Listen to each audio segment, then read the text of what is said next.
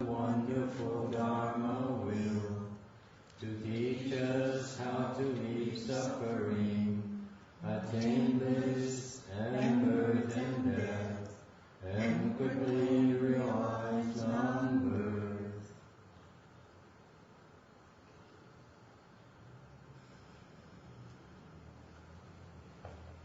Namo Santo Suchetoye Palabari Samya Sambuddhoshe.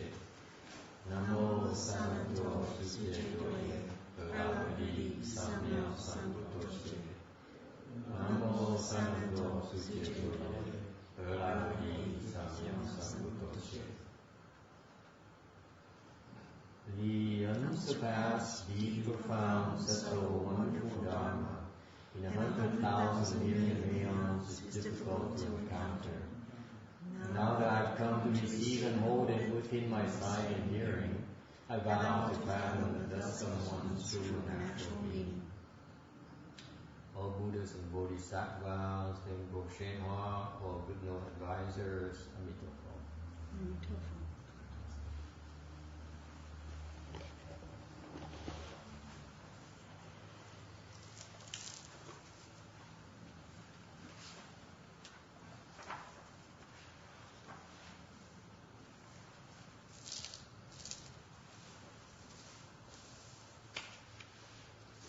First of all, welcome to our Sutra explanation. This year, I'm going to start explaining the Earth Store Sutra. Okay. I'm prepared to have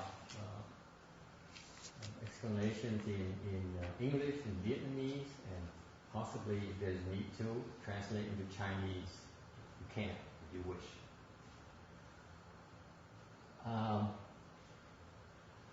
The Earth Store Sutra is this is a more shorter name for the full name of the sutra is called the Sutra of the Past Vows of Earth Store Bodhisattva. Earth Store is the direct translation from Sanskrit of Kasiti Garba. I probably ought to know that. Okay. This sutra is one of the important sutras in Mahayana because it explains some pretty important concepts, fundamental concepts. And for this year, I've been gradually building up your knowledge. So I decided to extend more details on this sutra, so to help you with your practice.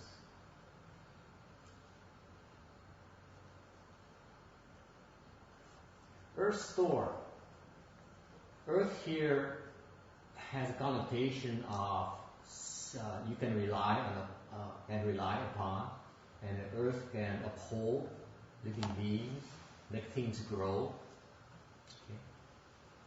In the Buddhist sastras, it means at ease, unmoving, like a great earth. And the store conveys the notion of deep secrets and stillness, contemplation. So it's actually quite appropriate for to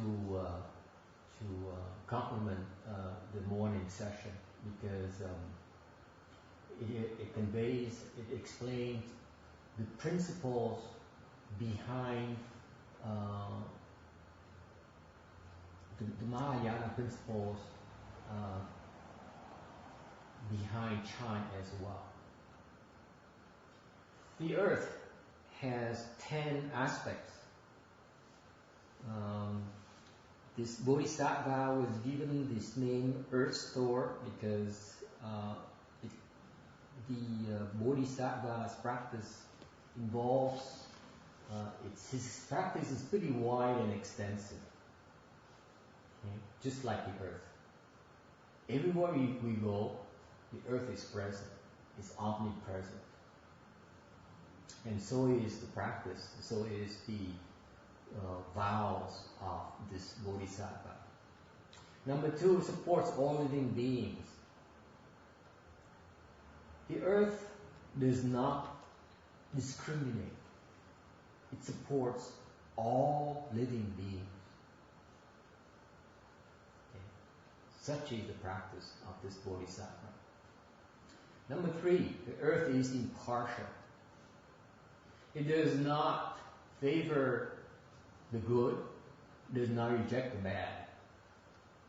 For example, Bodhisattvas do not look at demons and say, "You are a demon, you don't deserve to live. I'm going to punish you. I'm going to kill you because you inflict harm on others." A true Bodhisattva looks at a demon and you and me as one and the same. Why is that? It depends on what level of Bodhisattva. Look, and you ask an Arhat looks at you and says, you are not a good person. I do not need to teach you. See, this is an example where when you have spiritual powers, because the Bodhisattva, the Arhats, can look at you, and through his spiritual powers, he or she knows certain things about you immediately. Okay? And in this case, this Arhat here looks at one of my disciples and he decided, she is a defector, therefore I don't need to waste my time teaching her. Okay? So, this is an example of a case where your spiritual powers, when not coupled with the proper wisdom, will be abused, will harm you. Okay? True wisdom in a Bodhisattva is impartial wisdom. It does not discriminate. And I'm thankful for that. Had my Shifu discriminated, I would have not been taught. He would have not given me a chance to learn Mahayana, learn Chan. And therefore, I can't teach you. Okay? So, being impartial is one of the virtues of the nature of the practice. Number 4, can we see the great rain? Shou Da Yi. This describes the capacity of this Bodhisattva. Okay. The great rain, like the last few days, it's been raining in coastal areas, and as a result, the sewage system is overstretched. The great earth, can you see the great rain without strain? Okay, and shows the capacity, the extent of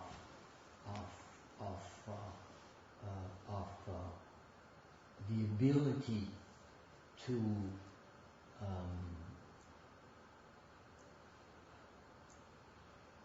take it. When you practice, when you cultivate, when you do Chan, this morning I asked you, okay, I gave you a tip to all of you. You do not want to be comfortable when you cultivate. You should learn to embrace discomfort. At first, you have to learn to embrace pain. Pretty soon, pain becomes discomfort. And then it becomes numbness, and then it goes away. Then you conquered it. Okay? And that is the training of patience. You patiently endure. And just like everything else, when the material is burned out, then it's gone. The pain is gone. Nothing is left but ashes. And then when the wind blows, even ash, even disappears. Okay? So if you're able to endure, to bear it, good things happen. You get what you want.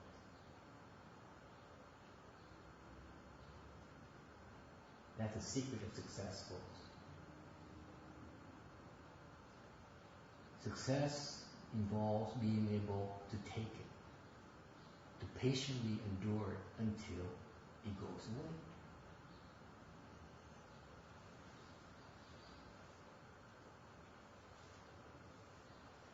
Okay? Number 4, produces grass and trees. Grass and trees are beneficial to living beings. And the earth, the great earth, produces good things for living beings. Just like this Bodhisattva, he does good. Number 6, holds all planted seeds. Okay. The seeds are what? The essence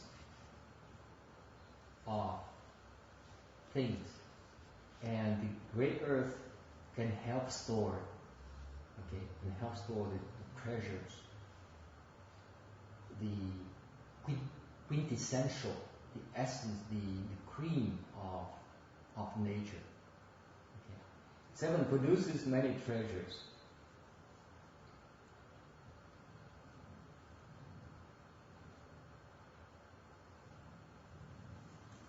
The Bodhisattvas practices for a long, long time, brings forth a result to help living beings.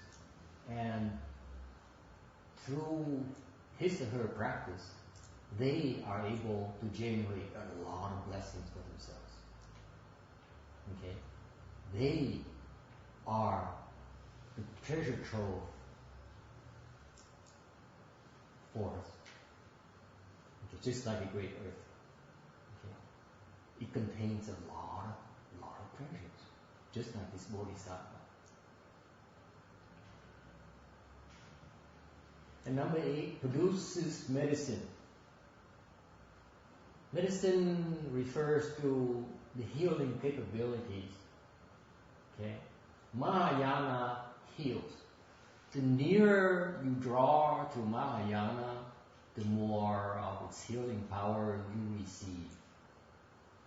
No two ways about it. Okay? Folks, your life and death is completely in your hands. Okay? You cultivate, you extend your life. This is what you can do for yourself.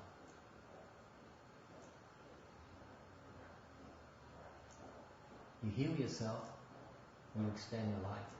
You don't cultivate, you die. You resign to die, you don't cultivate. That's what it means. That's what's coming. That's your choice. Your personal choice. What do you want? You want to give up? You want to keep on fighting? Okay?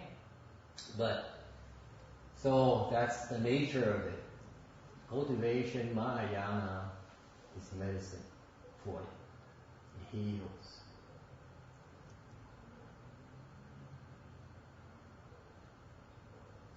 Number 9, not moved by the wind.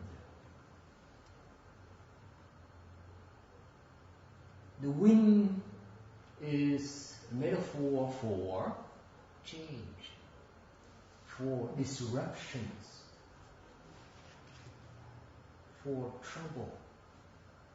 The earth is not moved by the wind at all. No matter what happens, no matter how violently the wind may blow, the earth is unmoved. This represents samadhi power. thus unmoving. Number 10, not tremble at the lion's roar. The lion is the king of the beasts. Whenever it roars, the 100 beasts are frightened out of their wits.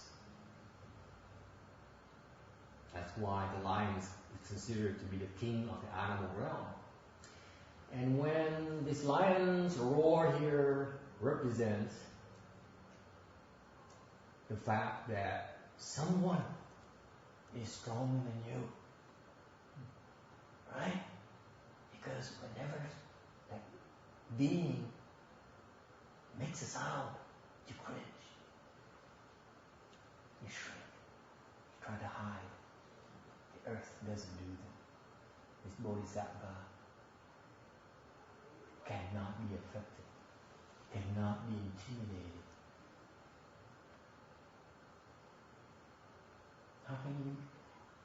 How is it possible? What do you think? Is this a fairy tale? Is it science fiction? If you are a scientist, suppose you are a designer, and I ask you, make me something that is fearless, that doesn't cringe when I get mad. What would you create?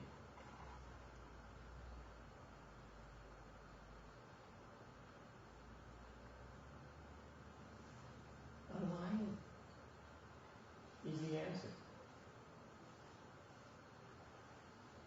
A lion will not cringe at another lion's roar. Agreed?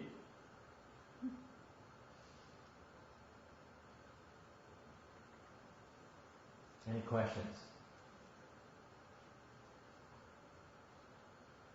That's the nature of the practice of this bodhisattva.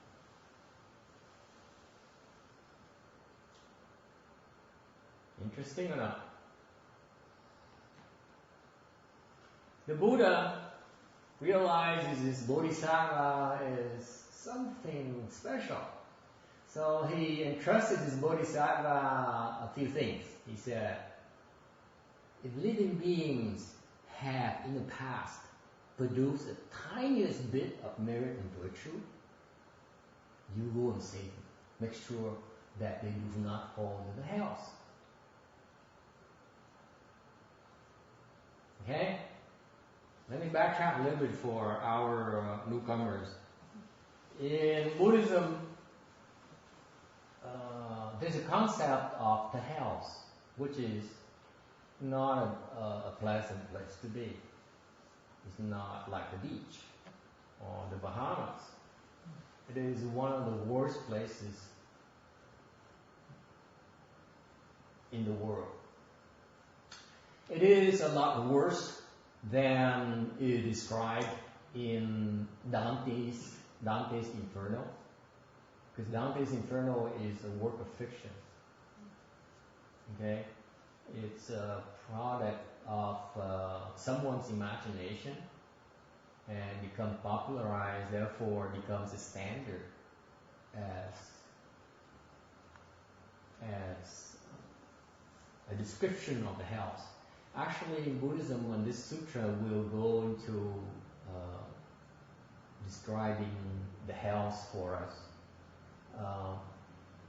the hells are terrible places, worse than prisons, because in prison at least they respect the human rights. In the hells, you have no human rights.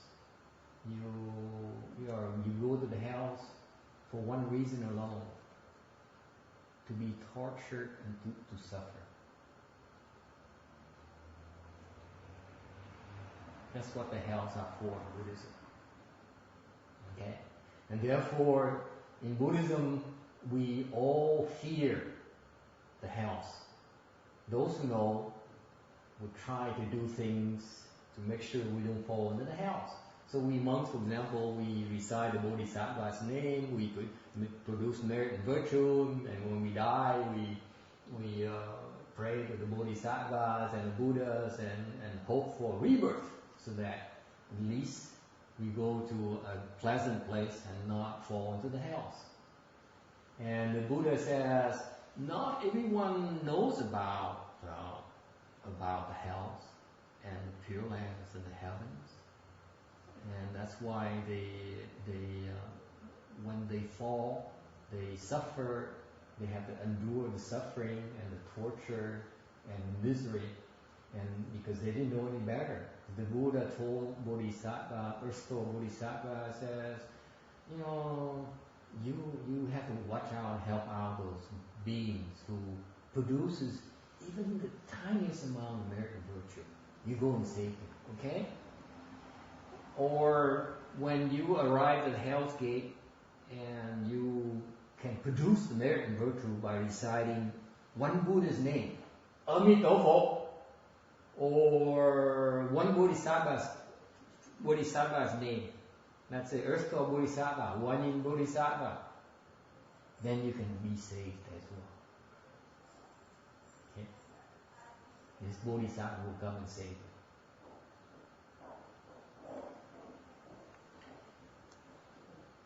In particular, the Buddha also told Erstwhile Bodhisattva that you try your best.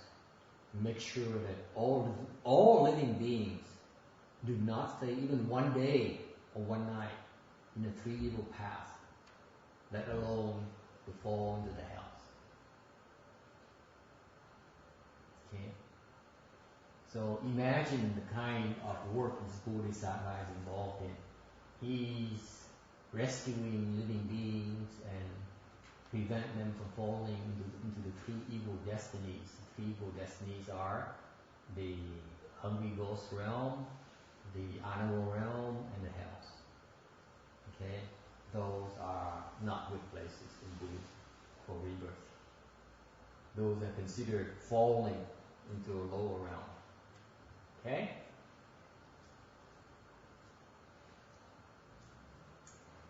So in Mahayana, when we study Mahayana, it tells you about the power of Mahayana. Because in Mahayana, one look, when you look at, let's say, these statues here, one reverent look, or even make a bow, a half bow, or a nod, incline your head, okay? You will erase 30 kalpas, which is a long, long time of offenses. Okay? Or you listen to one word or 5 words of this sutra here. In this current life, you will attain peace and bliss. Calamities and difficulties will be eradicated. Every single, for example, this so far I gave you the title of the sutra. The Sutra of the Past Vows of Erstwhile Bodhisattva. That's more than 5 words. In that span of time, I helped erase a lot of calamities and difficulties already. So, you need not waste your time anymore, okay, for the rest of the afternoon. Unless you want more. No more. Okay, Erstwhile Bodhisattva is a good guy. He's a really wonderful being. His work involved dispelling deviant minds and controlling the evil ghosts. Evil ghosts are these beings that harass you, that give you a hard time, that bring trouble to you, into your life. You know that? It manifests in the form of what? Sickness. They are behind the sicknesses. You're sick because they come and possess your body and take over that part of your organ and prevent it from functioning. You know that? For example, in your brains, you have a section of the brain, now the scientists give you a much more accurate map than I can, that controls your emotions. Part of it makes you depressed. that means that you are being possessed by the ghosts that go in there and prevent its normal functioning. Or let's say you have bipolar disorder. It's an affection of the brain's controls the ups, the manics. Is it manics? Mm-hmm. Okay? That is because the ghost comes in there and takes over. You know that? There's nothing you can do. You cannot do anything about it. And this bodhisattva has the dharma to deal with it. Why is that? Because a long, long time ago, he was a lay person just like you and me. Okay? And he went by a mountain and came to visit. Actually, he had some powers, but not a whole lot of powers. He had some skills. And he came upon a household of an elder, meaning a very respected gentleman back then in India. And this household was being harassed by a retinue of ghosts, making them very depressed for a long, long time. Sound familiar? Depression? It hit you for a long, long time. It turns out this particular household in India was being taken over by a retinue of ghosts. And the erstwhile bodhisattva back then looked at the household and said, "Why, that's a lot of suffering. They're in such misery." And he wanted to help. He couldn't. So he came to Buddha and said, "We're honored one. I'm requesting for you to teach me a dharma. Teach me a way to help these beings because I can't stand the suffering." See how compassionate this bodhisattva is. Even way back then, when he had no really significant spiritual powers, he came upon people in trouble and he said, "I want to help. I can't help, therefore let me go ask for someone to teach me how to help." Okay, that's the kind of mindset of a bodhisattva. The Buddha said nothing. He emitted a light and he shone his light on the bodhisattva's body. Okay? And then the bodhisattva said, Oh, I remember now. In a prior lifetime, I ran into a similar situation where I see the ghosts harassing living beings, not that much differently from what happened in an elder's household. And I also brought forth the resolve to help them. Is it far-fetched for you? You don't even remember what happened last year. And yet this bodhisattva here, through the Buddha's spiritual powers help, he remembered in a prior lifetime a similar kind of event happened, and then he brought forth resolve to help these beings, and he didn't know how to help, and then he searched for help and ran into an immortal who taught him a dharma to control the ghosts.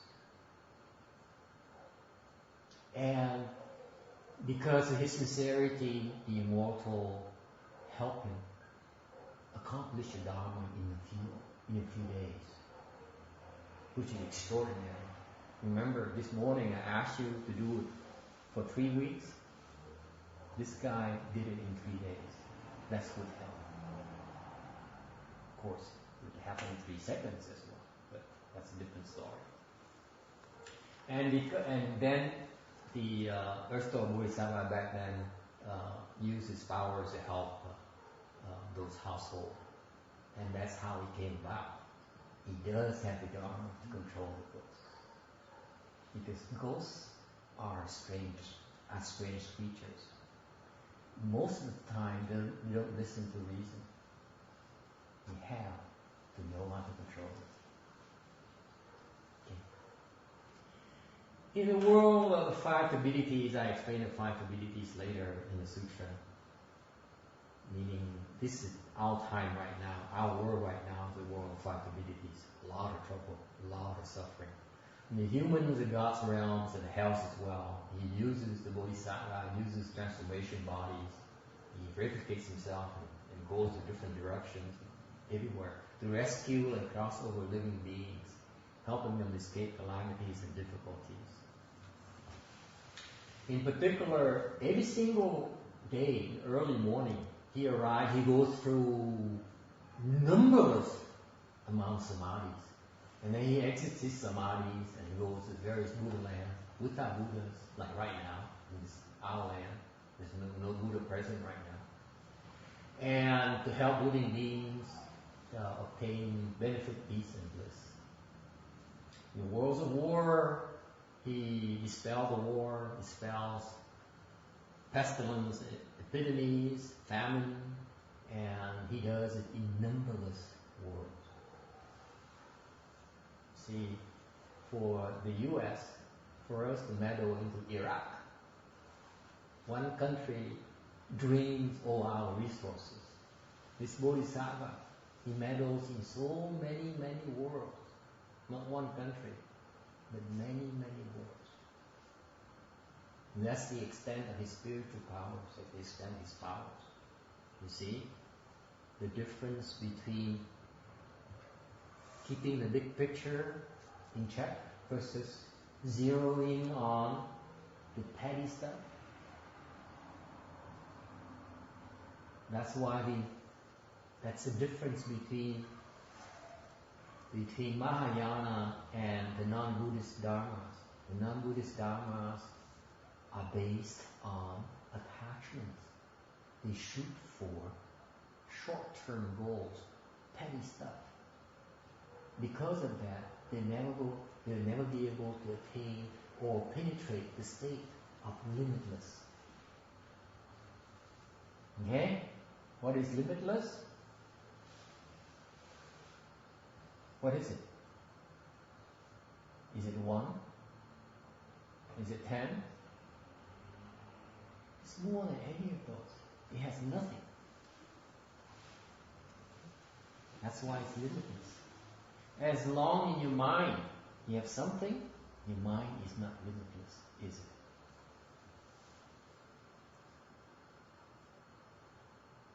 Understand the difference between Mahayana and the non-Buddhist dharmas now? Or Hinayana dharma? Mahayana dharma is limitless because it has zilch. That's why the Chan that Master Chenwa brought to this country, the meditation techniques, the secrets that he transmitted are one of the best. Because it has no marks. You let go of everything you learn. You're not attached to anything. Zero attachments is limitless. Make sense or not?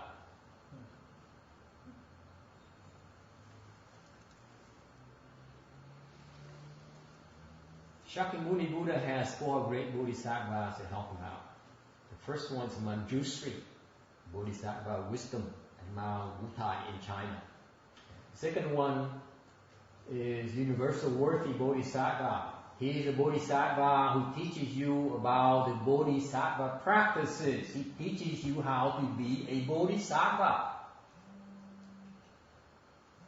Very important guy. Number 3, Guanyin Bodhisattva is a Bodhisattva of great compassion. This is the Bodhisattva who looks at our suffering and he says, wherever the sound of suffering, I'm going to go there and rescue beings from suffering. It's called great compassion. Can't stand to see you and me suffer. So this Bodhisattva goes everywhere too. He's based in to rescue living beings. Freedom from suffering. He's based in Mount Puto. University is based in Mount Emei in China. And Earth Store is based in Mount Jiuhua, 9 flowers in China. Okay? So in China, it's quite popular for Buddhists to go in pilgrimages to various mountains in China, Mount Butai, Mount Emei, Mount Puto, and Mount Jiuhua. Okay? Real popular. You spend a few $1,000 and you have a real good time.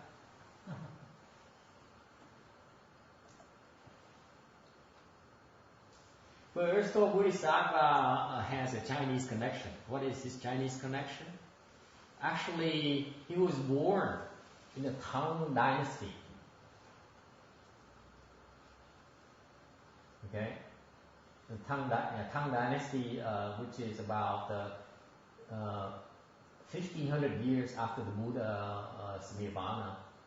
He was born into a royal family. And he resolved to lead the home life at the age of 24, and was given a Dharma name of Shanting, meaning good hearing. Okay. And later he decided to cross the sea by boat and came to China. At the summit of Mount Jiuhua, 9 flowers, he sat and meditated for 75 years. I ask all of you superior cultivators to cross your legs for 1 hour a day. He did it for 75 years. 14 hours a day? Probably more.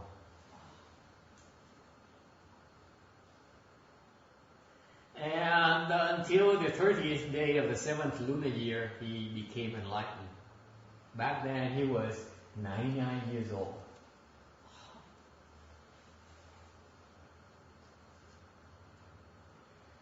And back then, no one knew, of course.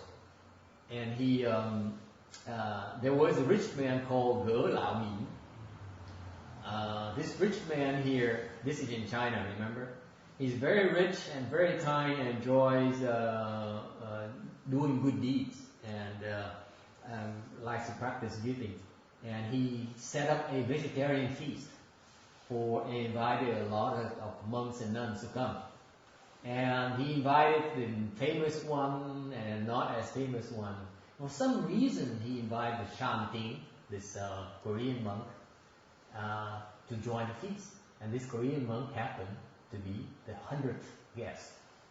And after the feast, he kind of noticed the Shanting monk and get to talk to him. And Shanting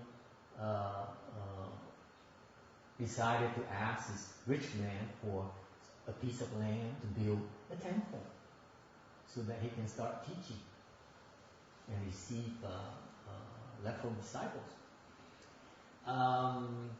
The rich man, the old man, the very rich merchant looked at the monk and said, you know, this 9-flower mountain from top to bottom is all mine. You take whatever you like. You tell me how much land you need. Okay? And Shanting then said, no, I don't need a whole lot. I only need enough land to a land about that my sash can cover. And the old man looked at the monk and said, really? Okay, I agree.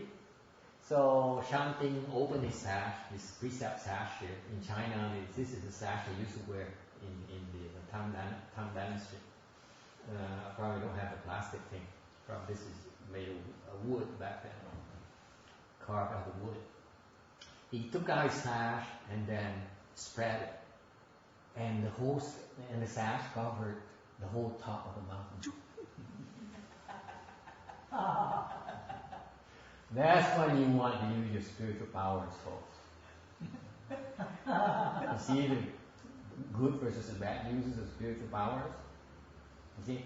So, and the old man agreed, therefore he gave the monk the whole top of the mountain. That's where the monastery is built. Okay? And later, the old man asked his son to live home life, and the son was given the name of Tao Ming, the way brightness.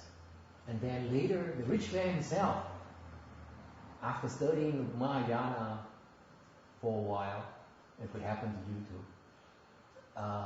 left home life too, and bowed to his own son as teacher. So when you see the Earth Bodhisattva, you see a statue of him, and then, let me check, make sure that I got this right. Left and right. I always get it wrong, left and right. Okay? To the Bodhisattva's left is a young man, a smaller statue of a young man. That's the son, Tao Ming. And to the right is the old guy, kind of hunched over like this. That's the old man. So he has two attendants. Okay?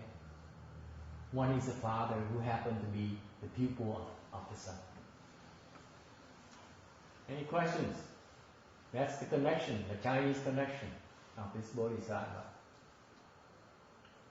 Okay, when we should go through, briefly go through the Tian Tai Fivefold Profound Meanings to kind of give you an overview of the sutra here, what it's about. First of all, we explain the title.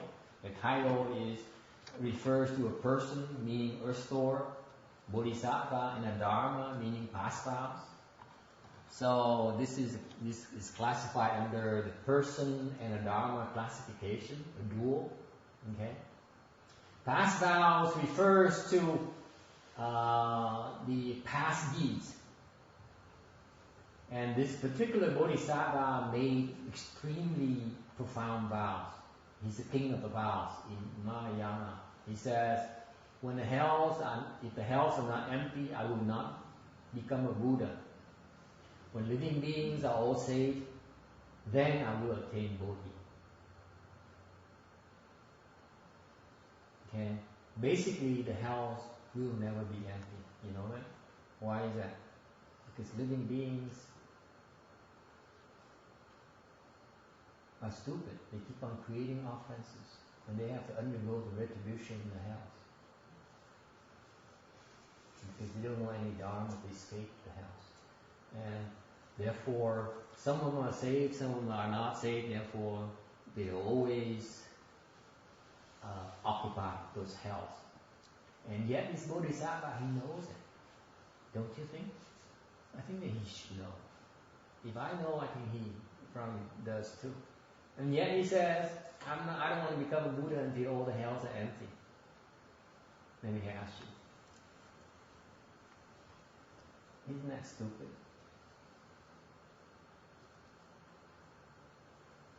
Knowing full well that you making a vow of something that would never, never end. See, we Buddhists cultivate to become a Buddha. That's our ultimate goal, right? Ultimately, maybe not this lifetime. Okay? So we do have a little bit of time, folks. Okay? And if we get reborn in the Pure Land next lifetime, then we become a Buddha. Okay? So maybe a two-step kind of thing, two-stage process. This lifetime, we goof off, take it easy, enjoy the cheesecakes and the good food, and maybe lazy a little bit, lazy around a little bit, eat the cheeses and so on. And invest a little bit on the pure rebirth so that we go to the Pure Land and then we got a name. Okay? So we have a chance to goof off.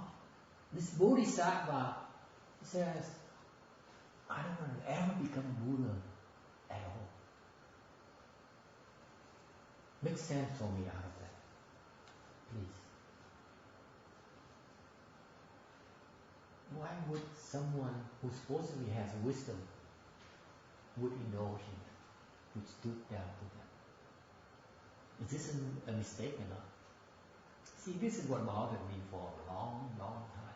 This is part of the 50% that I could not find an answer to for several years.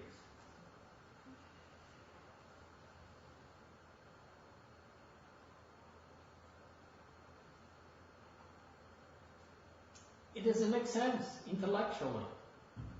You know that when you make a vow, that means that You keep it. yeah, you have to live by it. That's right. Why otherwise? Why bother? And yet you make a vow of something that will never end. With great compassion. So what? But isn't it about Buddhahood? Is it?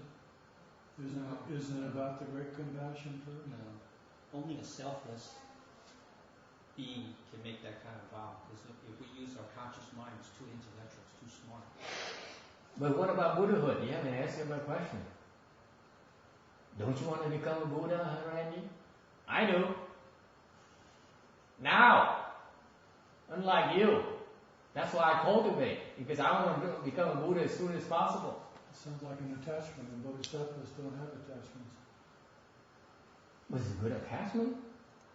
It spurs me on. There are no good attachments. Still attachment.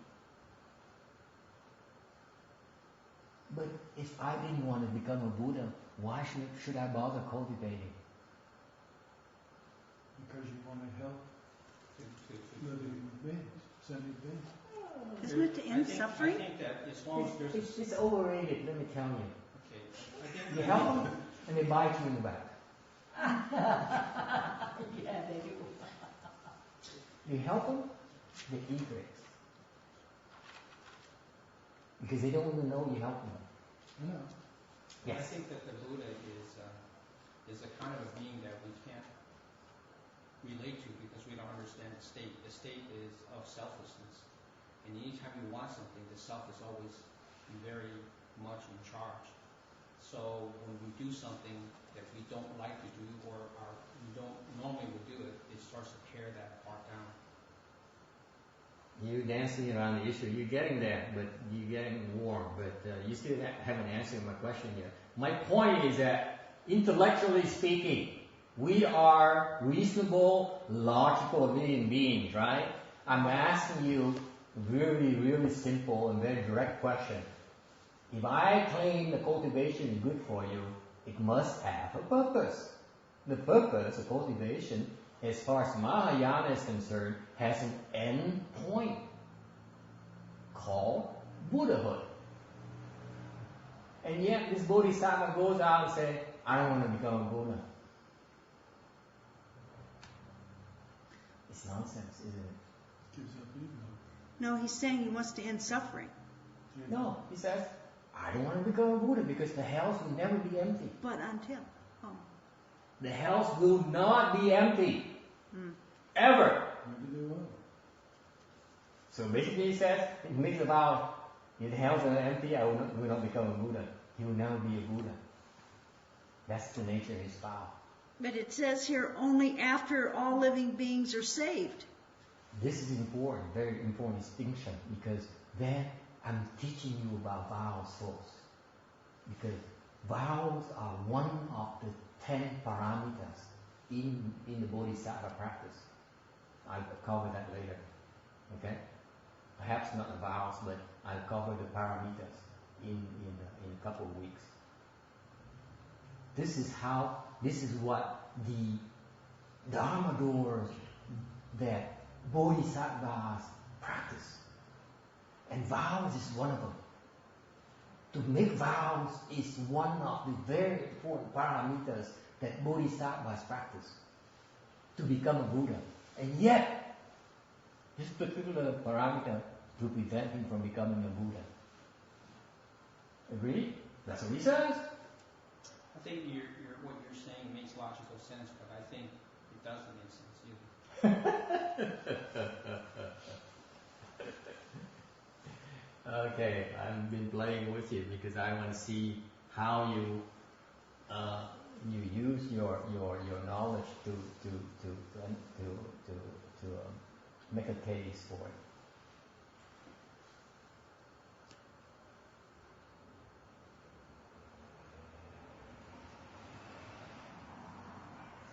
This is where knowledge becomes non-knowledge.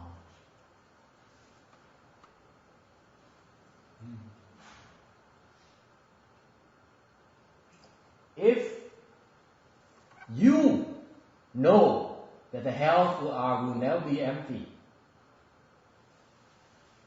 if that knowledge prevents you from making that vow, then you are attached to that knowledge, aren't you?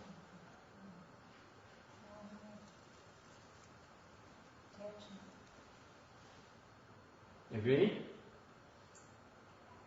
You become attached to that knowledge. Sorry, Charlie, you missed the boat again. Vegas. So what's the point of me going to school for? What's the point of me learning the Sutra? You learn the principles to free you from all your knowledge.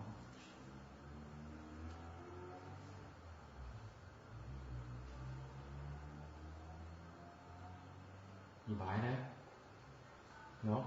So by saying never on there, that's an attachment. It shows that he's not attached. He's not attached. That. Agree? He's not attached to the concept even of becoming a Buddha. Because I tricked you. It was a trick question. That you kind of got close to it. Okay? There's no such a thing as Buddhahood. When you get close to it, it disappears. There's nothing there. What is called Buddhahood is only for your sake. The Buddha doesn't look at it and says, oh, I'm a Buddha, you're not a Buddha, so you serve me. I'm the boss. It doesn't work like that. Buddhas are Buddhas because they didn't look at themselves as Buddhas. We are not Buddhas because we still look at them as Buddhas and us as not Buddhas. See, you attach to your knowledge as well.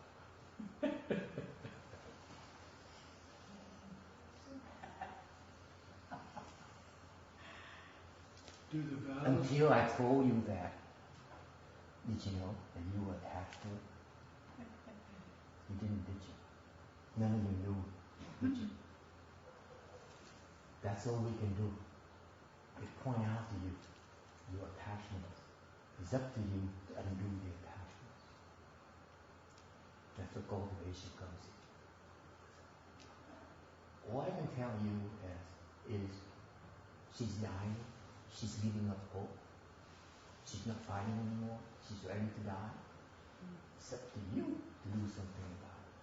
It's up to her to do something about it.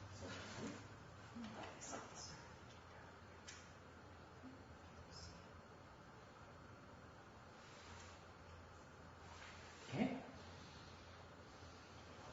And number 2 reason for this Bodhisattva to make such a stupid vow is what? This very important second aspect of this concept is that it's limitless. Okay? You still have limits. You say, let's see, a Buddha is probably X amount of living beings saved. I know that one yin save X amount of bodhisattva, living beings from suffering. And that's how one yin became a bodhisattva and became a Buddha already. Let me see. So does it mean when for me to become a Buddha, I should also save at least X plus 1, X plus 2, X plus Y? At least, that neighborhood, right? What does it tell you? You're still attached to measures.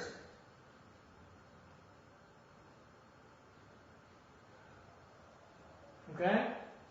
It's your own attachments, your own pettiness that's preventing you from understanding. The word is there. It says, the house are empty, I will not become a Buddha. And you say, oh, a Buddha, such a desirable thing, and yet the house will not be empty, therefore this is nonsense. You're too smart for your own good. As soon as you know, you grasp. You can't let go. Okay? And because the house will be empty, because in terms of Mahayana, the concept here is that this is the ultimate form of filial piety, filiality. This sutra here has the key concept of the sutra is the concept of filial piety, which is not known in the West. In the West, our parents gave birth to us, therefore they owe us. They owe us the duty to raise us and then help us out. No such a concept of filial piety, filiality in the Western culture. In Eastern culture, Eastern philosophy, we just the opposite. Filiality refers to the fact that we owe our parents a debt that we need to repay. That's the kind of mindset that is at the heart of Mahayana teaching.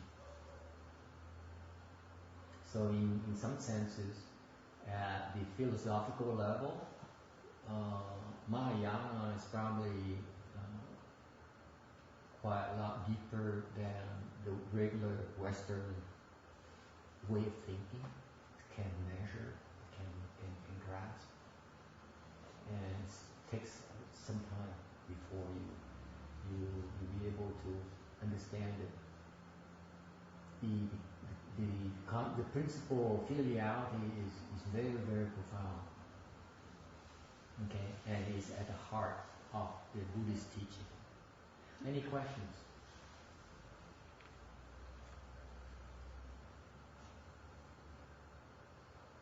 Okay, that's the title. The substance. Okay, I'm going to confuse you further today. I did give you a warning this morning. The substance. What is the substance of this sutra? It explains about true mark. What is true mark? True mark is that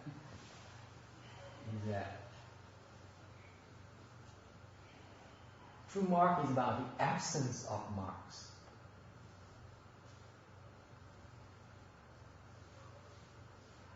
And yet, true marks is also states that nothing is without marks. And that is called the middle way.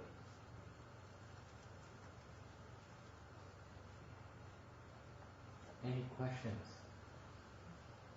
A couple thousand. First of all, how about a good definition of a mark? Is it everything that Anything you you can do? attach to. You what? Anything you attach to has a mark. Anything you attach to as a mark. And Anything your mind is is moved by. Is it your attachment is the mark on you? Huh? Everything you're moved by, your mind moves by anything that's a mark. Perceive. Okay. Anything that you can perceive has a mark. I went a little bit further because I look at you and say, whatever you perceive, you grasp. I'm trying to tell you that, but you missed that, so I backed off a little bit. I said, The real definition of a mark is that anything that can be perceived by your sense organs has a mark. So far, so good? And Mahayana, the principle of true mark, the true mark in Buddhism is that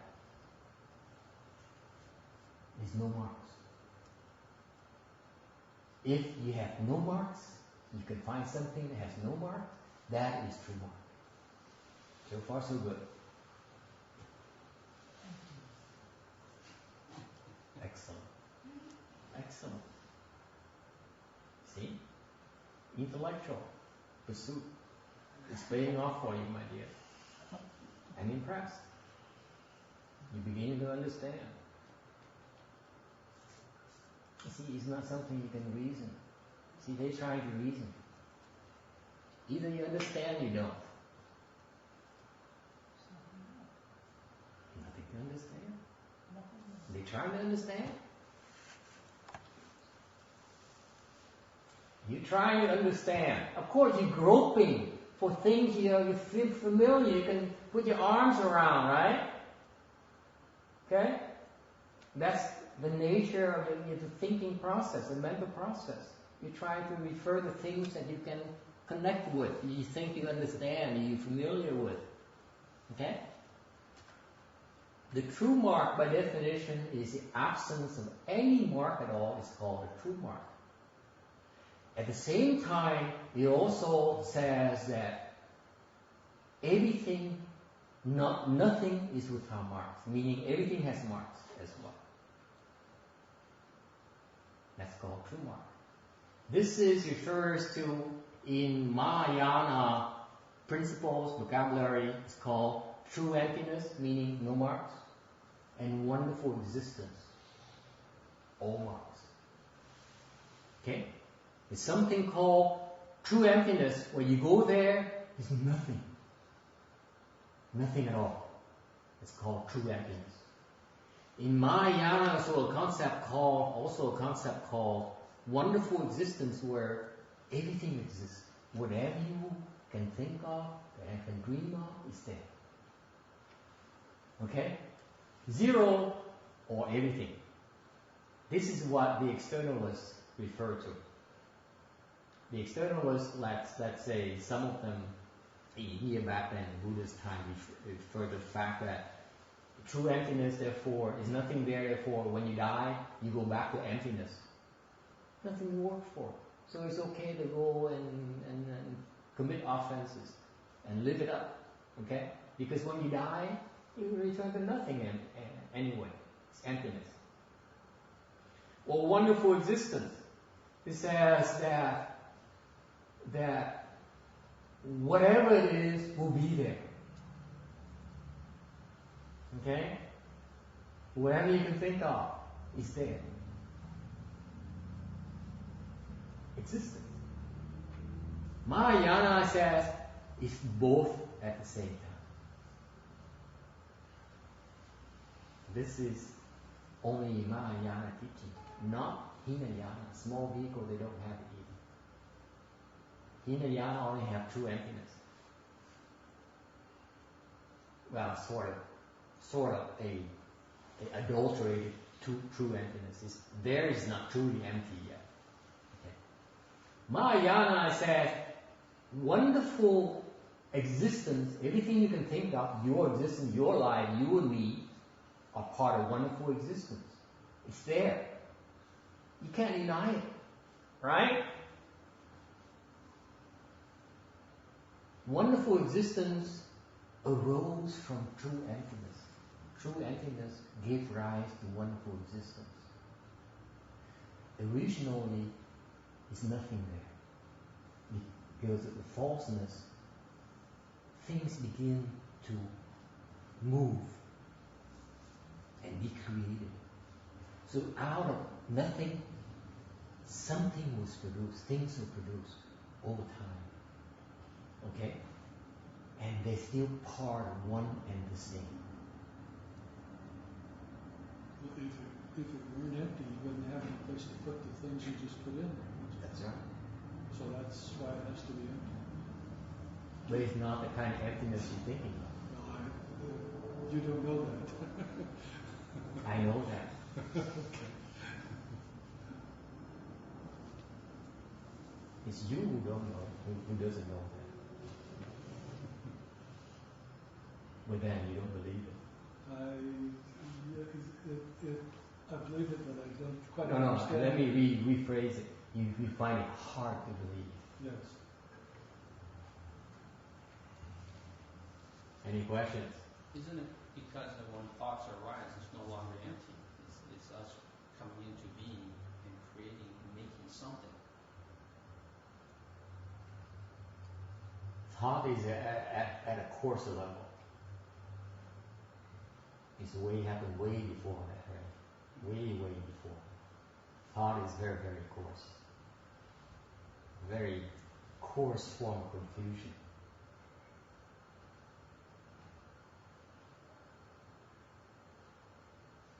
Questions? Is it too much for you, Thomas?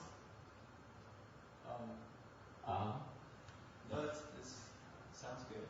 Sounds good. You can take it. He's a graduate philosophy student at UCI, so he could give the lecture. You guys are way far ahead of me, okay? When I read all these things, like 10 years ago, 12 years ago, I said, this is crap. And because it's the only reason I kept on reading 200 different volumes, everything in English that was ever published and printed by the work from Master Shinhwa, only because I trusted him, I respected him. I couldn't understand a thing. Didn't know anyone to ask. So I was in the dark for several years, not knowing anything.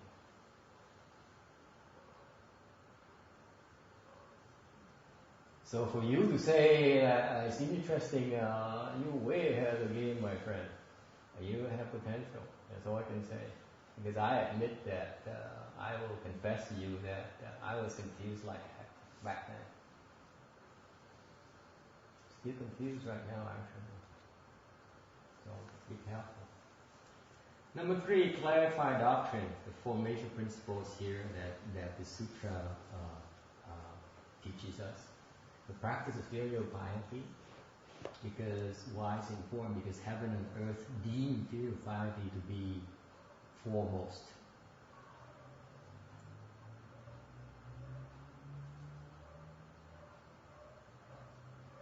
If you want to be respected and appreciated, practice filial piety.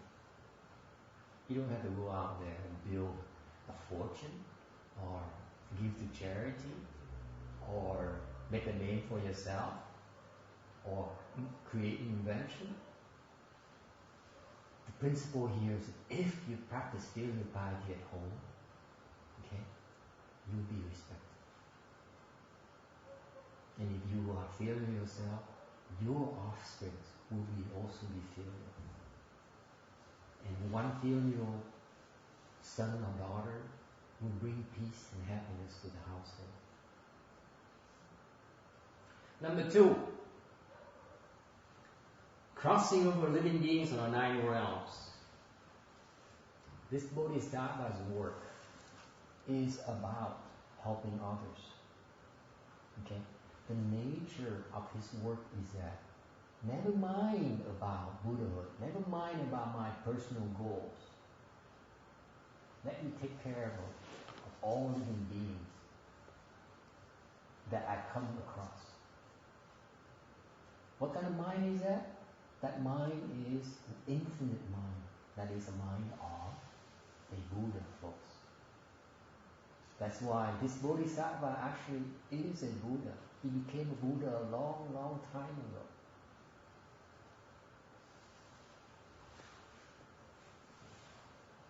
What kind of nonsense is this? That's how he could afford to make the kind of nonsense vows. That he's infinite. Is it consistent? You say, you think it's not infinite. You think it is limited. But the mind of Buddha is a mind that is infinite. It is unbounded.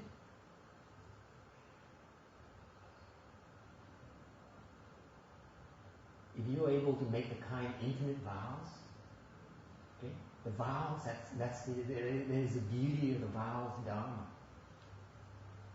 The broader the vows, the more infinite vows, the more power to your Dharma, the quicker you get there. It's your pettiness that's holding you back. It's not us. Teachers. It's you who choose to be petty and be limited. You are stopping yourself.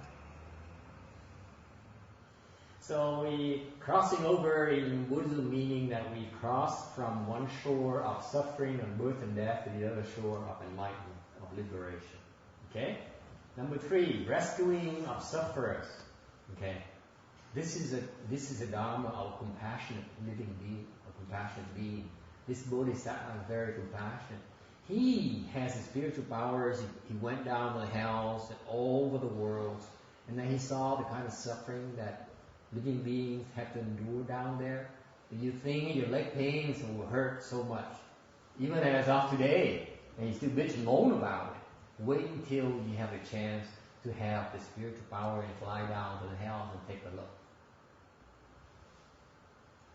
It is not fun, folks. So, just bear it.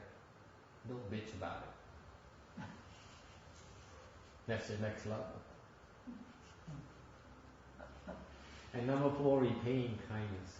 That is the nature of filiality. To repay kindness of your parents. I wish that the Western culture nowadays, in the modern times, it seems like all parents are bending over backwards to please and make their children happy. It's the wrong path, of course.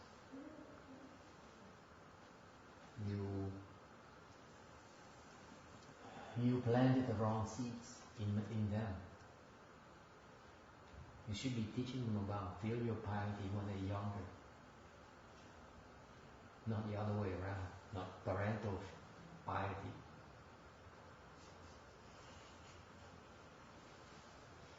Because it's just upside down. The current value system is wrong.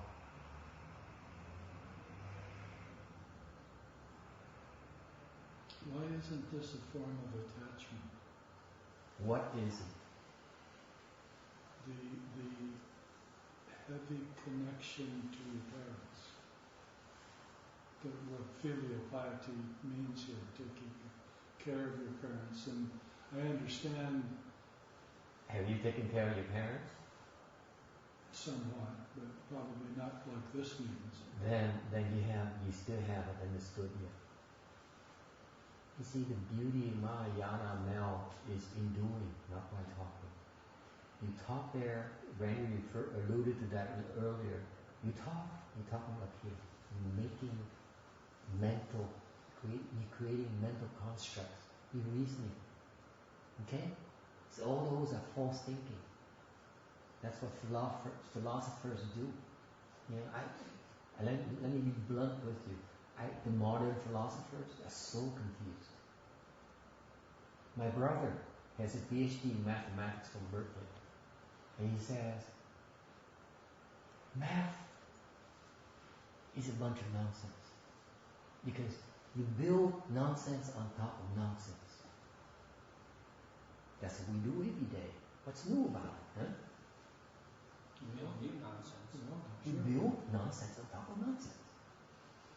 That's what philosophers do. Their models are so complex and they're so proud of it. They computerize it and they make simulation models and so on. You know, everything, they put a lot of computing power behind it. It's a bunch of, oops.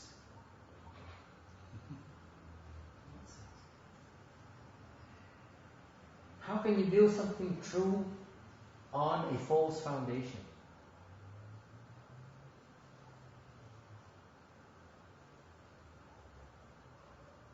If you insist on building on a false foundation, you won't get very far. You're not on stable grounds. You're going to be a piece of power leaning over and becoming a could have been instead of a triumph of mankind. That's a pity. Why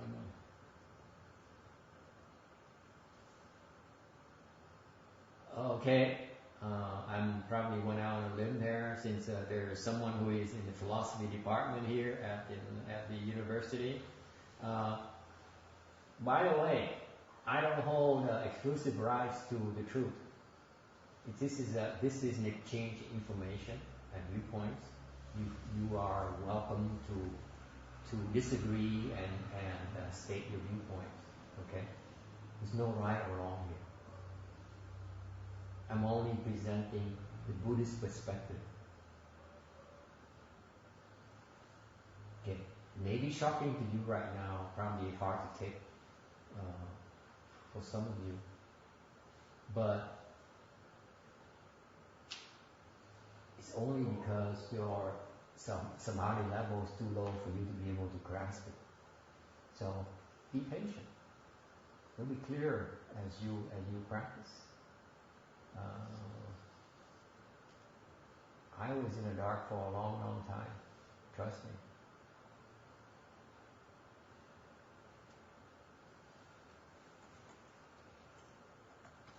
Number 4, describing the function. What's the use of this sutra here? The sutra, this teaching here, this discourse here, is the Buddha usually, when he was born into our world, he rarely spoke Dharma in the heavens. He only spoke Dharma, went to the heaven to speak Dharma only twice. Once to speak one chapter of the Avatamsaka Sutra, and once to speak this sutra, because his birth mother, died 7 days after he was born, and she was reborn in the heavens. And the Buddha, after he finished his preaching, just before he was about to die, he took his disciple and went to the heavens and stayed there for 3 months during the summer retreat and explained sutras. The Buddhists have two time periods where we practice the Sangha. The summer retreat where we stay inside the temple, we don't go anywhere, and we study sutras and study the teachings. And winter retreats where we also stay indoors and practice Chan. So it's always a balance of principles and practice. Okay, that's what we're trying to teach you here as well. So the Buddha went up to the heaven to teach his mother and teach about filial piety, the concept of filial piety. Number 5, the teaching. What kind of teaching is this in the spectrum of the Buddhist teaching? This is the perfect teaching occurring at the end of the Buddha's career. First of all, after he became enlightened, the Buddha explained the cream of the cream, the cream of the principles in period number 1, the Avatamsaka period, for 21 days, where he explained it to only the Bodhisattvas. Because only the Bodhisattvas had the spiritual powers to know back then that the Buddha was enlightened, and gathered around him and requested his teaching. And the Buddha then looked at the audience and said, okay, for your level, I will teach the highest level of teaching in my Dharma. It's called Avatamsaka. Hopefully in 10 years' time, I will begin to teach it as well, after I finish the other stuff. The second period is that after he finished teaching in 21 days the Flower Adornment Sutra, which is the English name for Avatamsaka Sutra, he began to teach the small vehicle, the Agama, for 12 years. It's called the store teaching. Okay? Agama meaning incomparable. Incomparable because back then he had to compete against the externalists, the Hindus and the Indian practices, and therefore he says my Dharma here is far superior to these non-Buddhist dharmas. That's why it's called Agama period. Okay, so for example, you folks who are in the formless realm, 9th or 8th level of samadhi, okay, you are still within the realm of the mundane. If you cross over to the Agama teaching by practicing Hinayana, then you can reach the Arhat's vehicle and you will become attain a little bit of enlightenment, a little bit of wisdom. And the third period is called Vaipurya, meaning where he taught for 8 years, where Vaipurya means connective teaching. It connects between the Agama, number 2 here, to the fourth one, the Prajna teaching.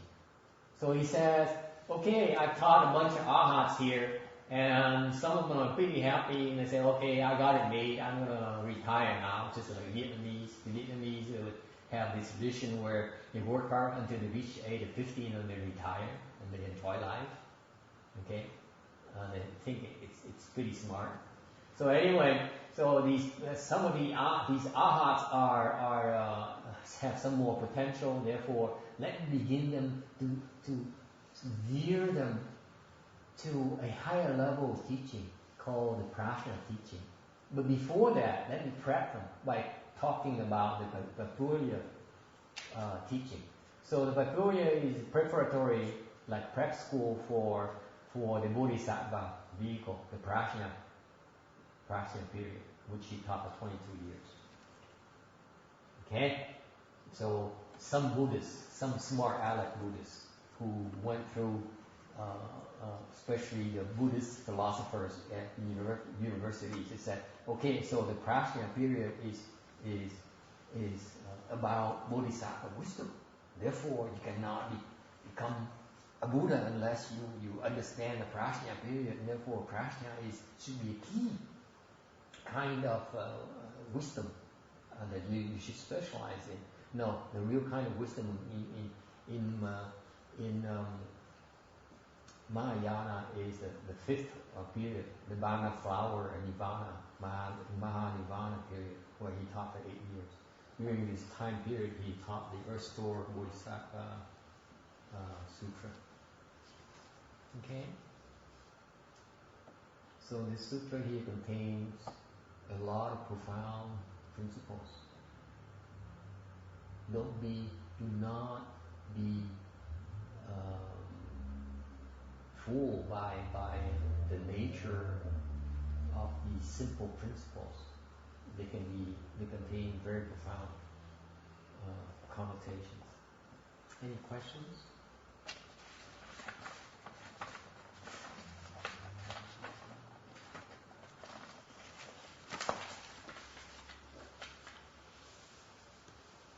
Okay. Sutra. I kept on referring to the word sutra here, and let me quickly explain to you what sutra means. Sutra is Sanskrit that is not translated into English because it contains many meanings, has several meanings, quite a few meanings actually. Sutra means thread, string together the principles. Number 2, it means gather in or trap, meaning that it gathers in or trap the living beings who are ready to be, whose blessings have ripened, whose roots have ripened. They are ready to be taught. Until living beings are ready, you teach them, it's still useless. So the teaching has to be appropriate to the living being's potential. Permanent. Permanent means that it is the same throughout time. The Buddhas in the past have taught the same principles as what we're learning right now, and in the future, the same principle will also be taught. Okay, so that's why it's called permanent. Number 4, method. Method is a sutra. You have to pay attention to these sutras here. Okay, because my personal experience has been that you cannot cultivate unless you understand sutras. The sutras contains the secrets about cultivation. Sutras are extremely deeply layered. The more you cultivate, the deeper you penetrate the sutras. Okay? Because it contains many different types of methodologies, methods for you to practice.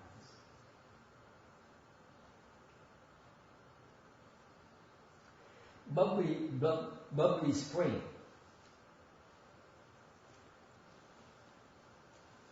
Bubbly spring means that it's endless in terms of principles, in terms of flavors. You drink it once, you get the flavor, you get the benefit once. You come back and drink it more, you get more flavors, you get more principles. It's endless. That's why, that's why some people specialize in that one, let's say one sutra, because every time they study it, they work on it, they get more and more out. So do not be fooled. For example, in Mahayana, we recite something called the Heart Sutra, which is around 256 Chinese characters, 250 plus Chinese characters. And most people say most Buddhists can recite it by heart. And that particular sutra there is so profound that the more you recite, the more you can penetrate, the more you get out of it. How come you can't see a thing? Because you're stupid. You're too stupid to see. Sometimes it takes time before it's just like dust. It settles and suddenly someday you look at it, hey, there's a film. It's dirty. It keeps on accumulating every single second. It doesn't stop. Okay? It's just you who can't see it. Carpenter's plumb line, marking line, meaning that you delineate between right and wrong. Okay? The sutras, the Buddhist teaching enables you to delineate what's right and wrong.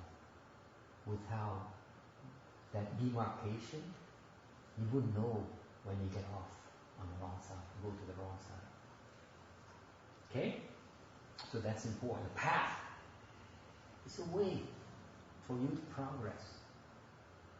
Okay? It's a roadmap. Okay? You don't want to go without a roadmap, do you? And the garland is like a garland of flowers. You string all these beautiful principles one after another and make it into something else. Okay. Beautiful thing. Entirely meaning you match what the Buddha's Dharma is about to the living being's potential, the listener's potential. You match it through the sutra. The Buddha's teaching, the Buddhist principle is vast, and yet for the particular group of listeners, you want to explain a certain type of sutras so that that's appropriate for them to understand. That's what the meaning of Tally is. Any questions on that? Yes? No?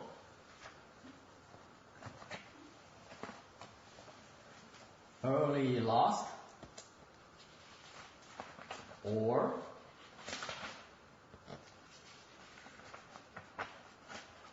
what? Or simply don't care?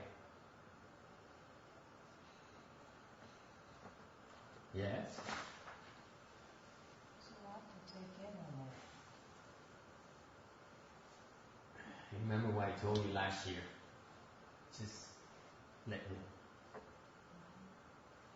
Now you can't understand it, but someday you sit there and cross your legs to the point where it hurts so much you can't take it anymore. Just I'm giving you a hint right now. Just when you're about to give up, and you say, one more second, one more minute. That's when you understand the principles.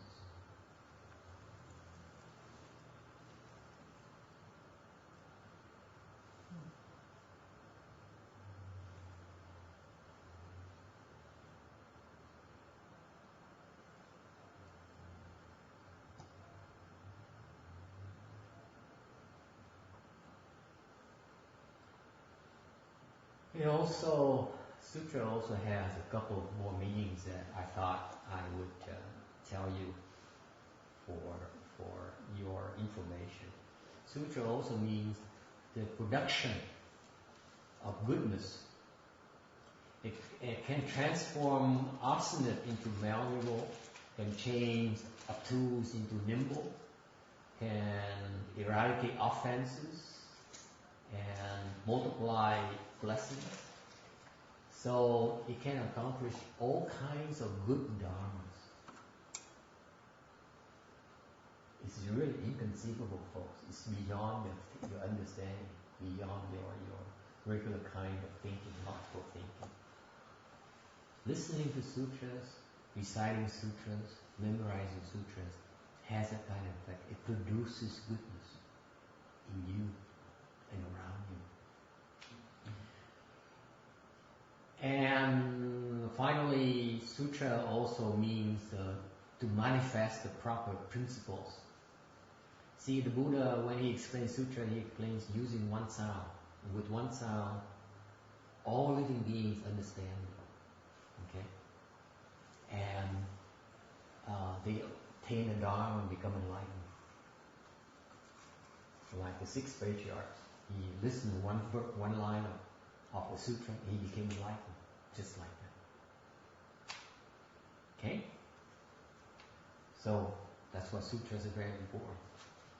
That's why earlier in the morning I said, when you are really a true teacher, you have to work on your samadhi power first, and then once you have samadhi power, you have to penetrate the sutra store, because then it helps you, so that's your samadhi power helps you understand, penetrate the meaning of the sutras. If you do not have samadhi power, you will not be able to penetrate the meaning. Like you need to bore into it, and it takes work, it takes power, it takes time. Okay? And once you have the samadhi power, you need to do the proper thing. Investigate principles. Okay? And once you understand the principles, you have to explain it to others. And that's the work of the Mahayana tourist. All right. Any questions? What's your impression so far? What is it different from last year? Last year I was tiptoeing around these true mark, true emptiness, and wonderful existence, because I was afraid it might scare you off. This year I'm free from that. I said, the hell with it! No. You don't like it? Leave. No, I'm kidding. I can't tiptoe around it anymore, because you need to face the truth. Okay? Many of you have reached the level of the formless realm. You're in a formless realm, meaning fifth samadhi and higher. You better understand about emptiness. I admit, it's mea culpa. I've been lax in that. I've been lax in explaining to you about the concept of emptiness. Okay? Mahayana is the Dharma door of true emptiness. What is true emptiness? It's something that you don't understand. You just have to know about it. And eventually you build up your skills and your knowledge to the point where you are able to penetrate it and really grasp what true emptiness is. This is where Shakyamuni Buddhist Dharma is wonderful because he created a lot of experience to help us get there quickly. And if you're willing to put in the work, I'm willing to show you the way. Questions? A few words in the Sutra's translation, kind of a break from these heavy-duty stuff. Okay? I translated from Sanskrit into Chinese, and then from Chinese to English. We owe the English translation to the DRBA, which is manned by the Goshenwa disciples. This is one of the important work by the DRBA that I highly applaud. I'm grateful to them for the English translation. It is the best one I found.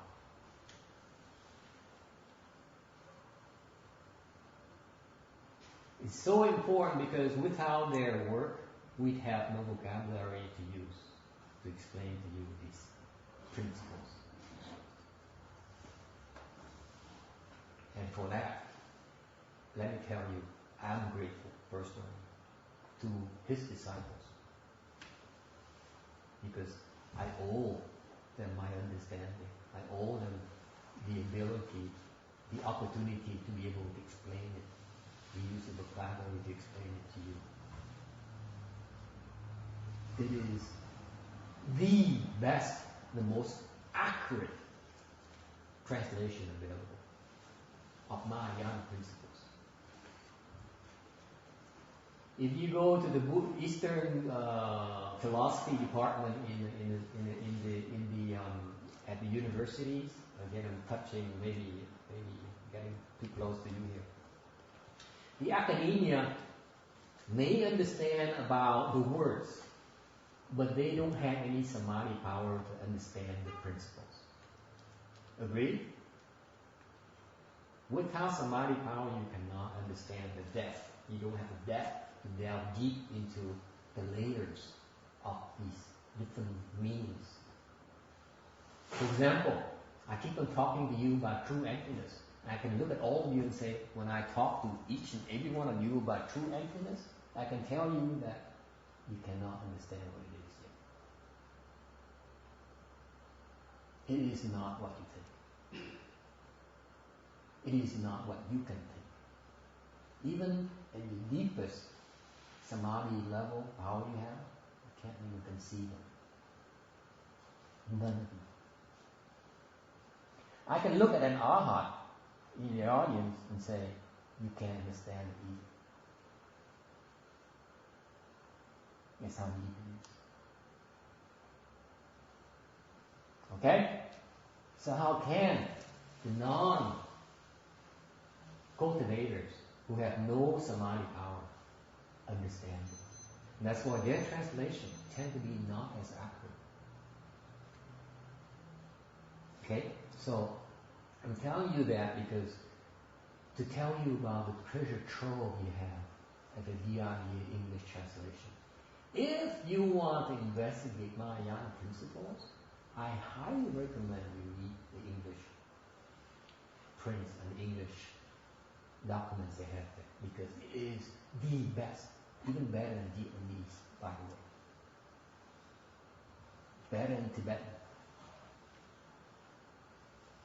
Not as good as Chinese because their translation has some inaccuracies because they don't understand all the principles yet. That's why they translated some of the principles right. Some of the high level principles they don't translate or they don't understand it, and therefore it does not get translated. That's why if you investigate Mahayana, the best source is still Chinese today. You have to learn Chinese if you really want to penetrate Mahayana. As I see it today,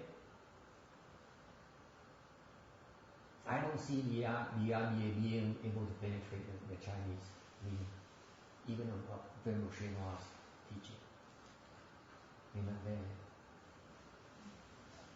You have to learn Chinese. If you want to go beyond the level of the English, you have to learn Chinese. Okay? How's that for another secret that I give out for free every week?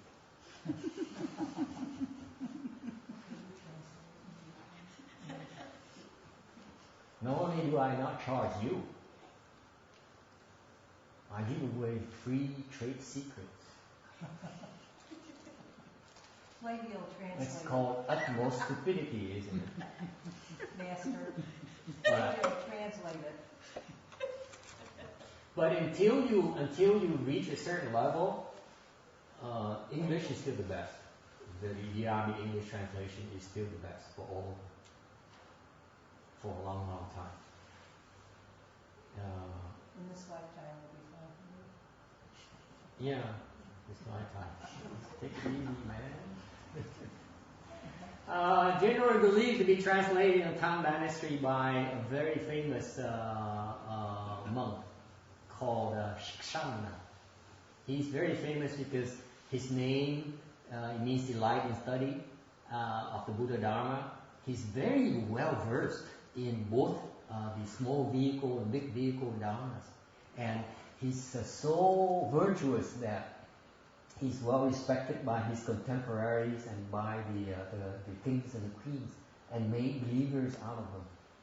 And in fact, have you heard of Kumarajiva, the famous translator, Chinese, the Indian translator who went to China to translate the major sutras? He's so famous, and his contribution to Chinese Mahayana is one of the biggest. The Venerable Kumarajiva was translating the Avatamsaka Sutra, the Flower Adornment Sutra, the cream of the sutras in Mahayana. And he had a section where he could not understand it, so he had to wait until this monk came along and asked him questions. And he himself translated 80 chapters of that sutra along with the more sutras. He understands it, but his Chinese is not that great, not as good as Kumarajiva. That's why, even though he has the understanding, but he did not have the knowledge, the language skills. Therefore, his translation is not that as popular as Kumarajiva's. Later, this venerable monk here, virtuous monk here, high-level Sangam here, died, and miracles happened, like the tongue didn't burn when they cremated his body, and they brought him back to his native country and put him in a stupa to worship. Any questions? Okay, let me end today by giving you an overview of the sutra itself. Would you be interested? Maybe last time I see you. So at least let me give you this overview before we part our ways. 3 roles. Sutra is kind of a short sutra. 3 roles. The roles were brought back from India, and 13 chapters, divided into 13 chapters. And let me give you an overview of the various chapters' contents. Chapters 1 and 2 introduces you to a superhero, our hero, Erstwhile Bodhisattva. He can transform living beings, create numberless replication bodies, deeply enter defilements to transform living beings. not for fame and profit, but through filial piety. He looks at all living beings as his parents. That's why he's doing this for us. Is his parent?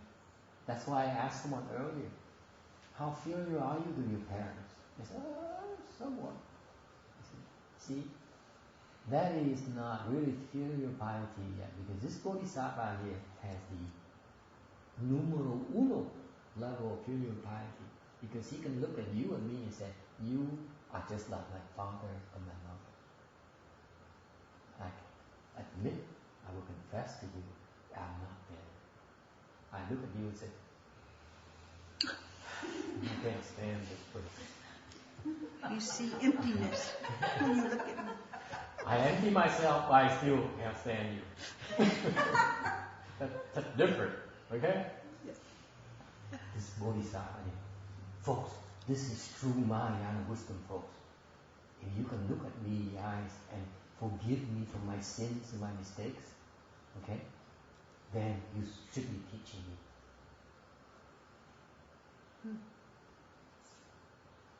Okay?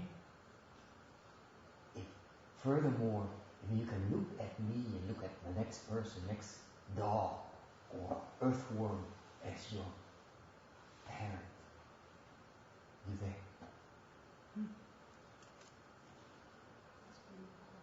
Isn't that profound? Yes. You want something deep? There's nothing deeper than that. Work on it, work at it until you get there. That's it. Now you can go home, be happy. You know anything there is to know about Mahayana?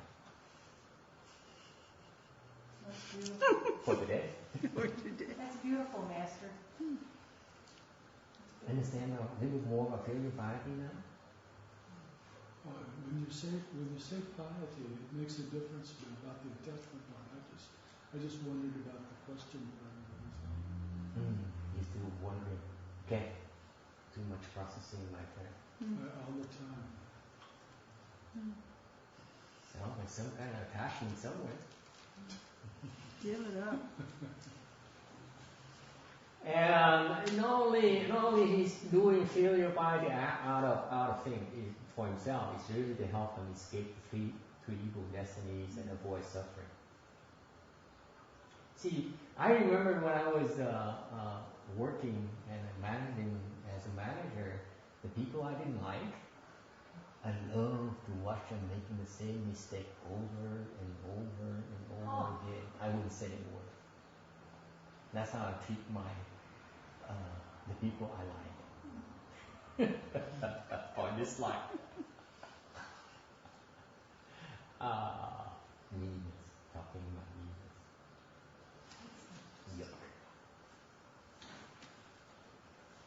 Yuck. Chapters 3, 4, and 5 tells you the kind of living beings that Erstwhile Bodhisattva has affinities with. What are these living beings? He found the worst. Remember, see, filial piety is the number one virtue. What's the opposite of that? Those who are not filial tend to be the worst kind. And they're not respectful to triple jewel, create offenses, and they're supposed to suffer a lot for the mistakes. And the Bodhisattva says, it's those kind of people I want to help.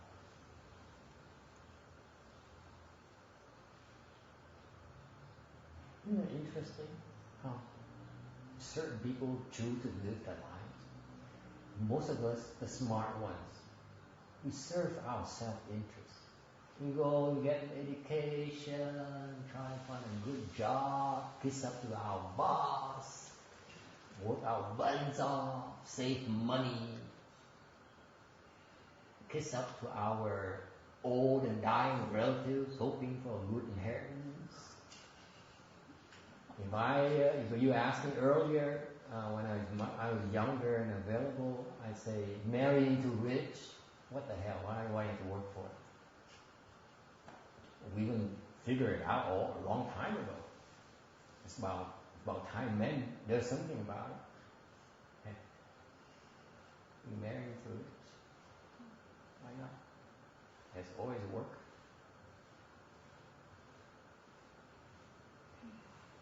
Some people has and don't even know.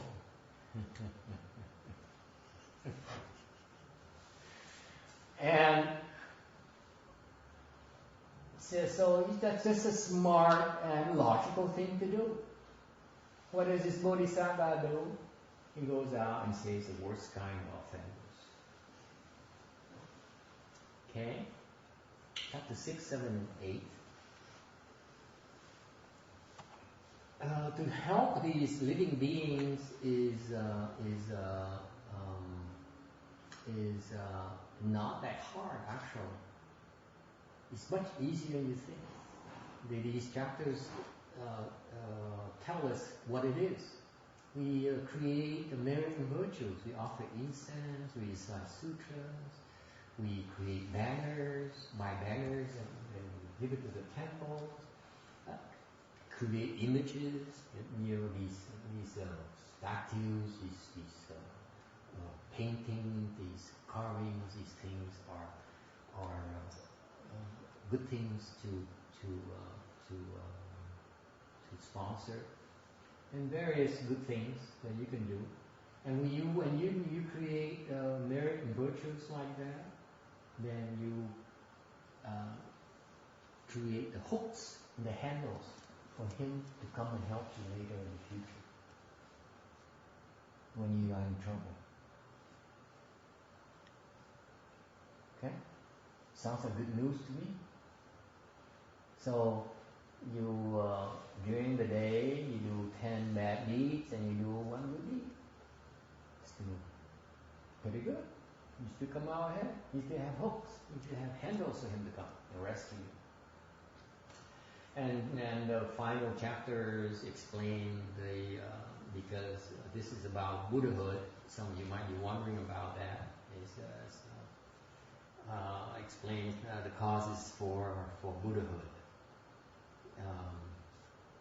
And for that, people tend to develop faith and believe in giving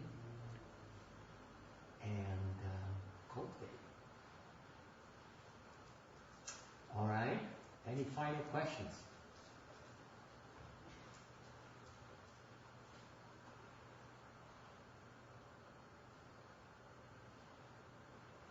All right. If not, then yes. No. No question. If there's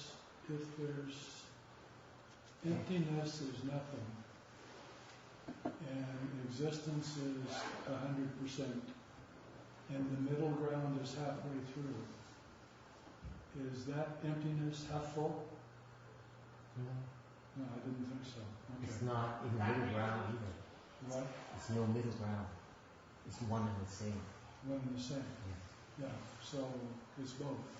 It's both. Well, that has bothered me in thinking about that you talk about the middle ground and yet the two things combine, and I don't mean just these two.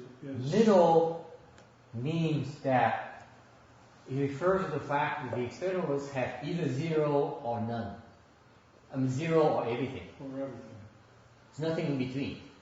So the Buddha came up with the name middle ground, the middle way, to say, hey, there's something in between that you haven't thought of. And that's the nature of the confusion right there. Okay. No, There's no middle. it's called that because there's no middle. Yeah, middle way, because there's something between these two extremes called middle way, but that itself doesn't exist. Okay. Well, that's exactly correct. Not to me. Because I listen to myself, huh? That middle doesn't exist, and why do you call it middle? No, it could be, if there's nothing, there's nothing. The nothing that you are thinking about is not nothing. That's precisely what the problem is.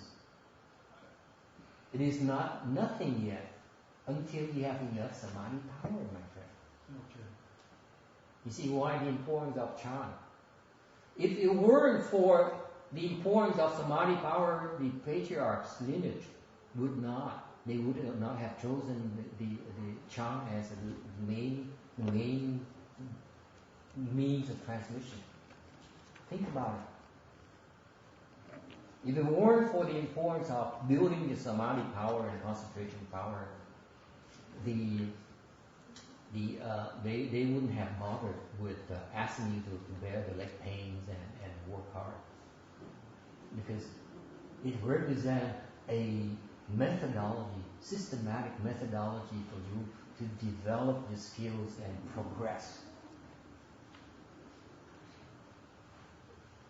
You know, you should consider yourself to be so blessed for being able to hear what I just said. Another trade secret. Okay? You need to have chant. You need chant. I don't care what you call it. You can call it Pure Land, you can call it secret school, doesn't matter. They all are based on chant principles.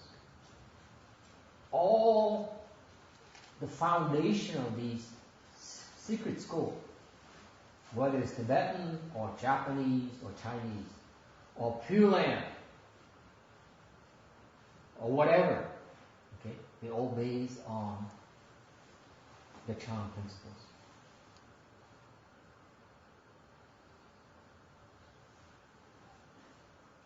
That's why it's so important to develop concentration power. I hope you walk away from today's lectures and getting an appreciation of the essential nature of developing your concentration power. It's you who have to develop. That's why the Buddhas cannot help you. They can only teach you.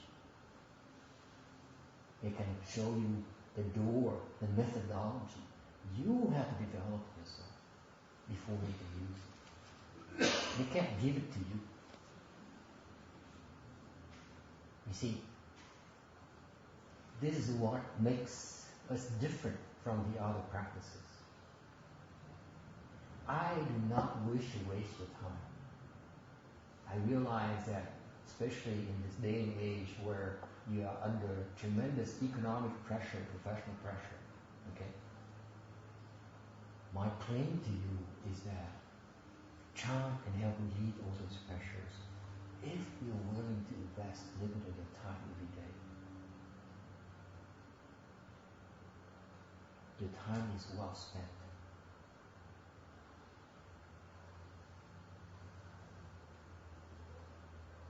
Okay? And if you stumble into other teaching, you do more reading or attend other meditation or Pure Land classes, I urge you to look into the first of these approaches. They all have to be based on concentration. Without concentration, you will not make it. You cannot penetrate. You cannot bore into the granite. You buy that? This is why all the patriarchs in that lineage, they all are accomplished chant patriarchs. All of them are chant patriarchs. All of them.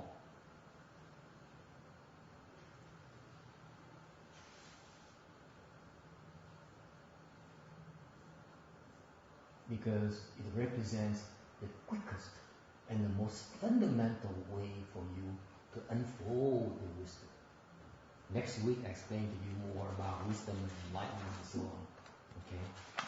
That's the next week. Yeah, that's next week in slide number 32. 22, so 10 more slides I get. Okay? It takes power, it takes force.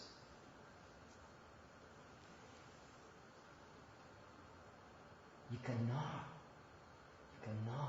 free yourself unless you harness the power inherent in all of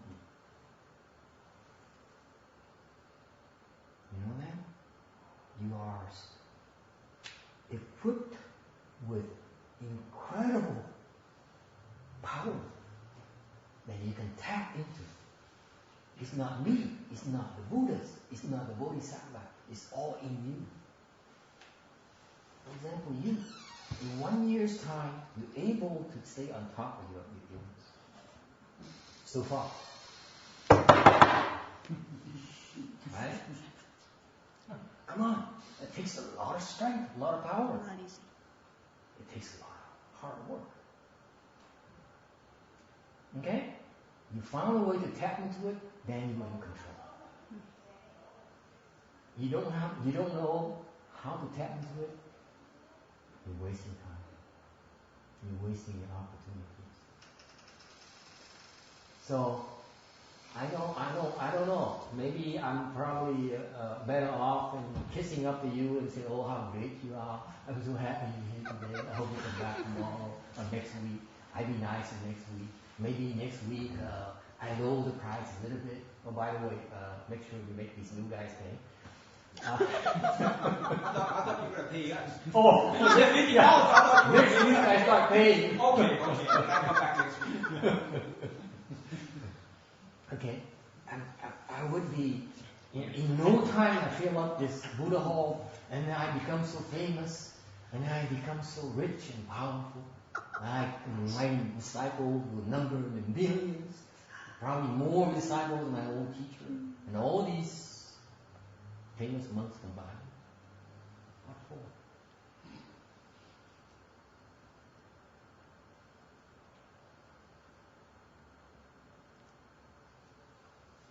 I'd rather you get something out of it and get something you can use in your daily life.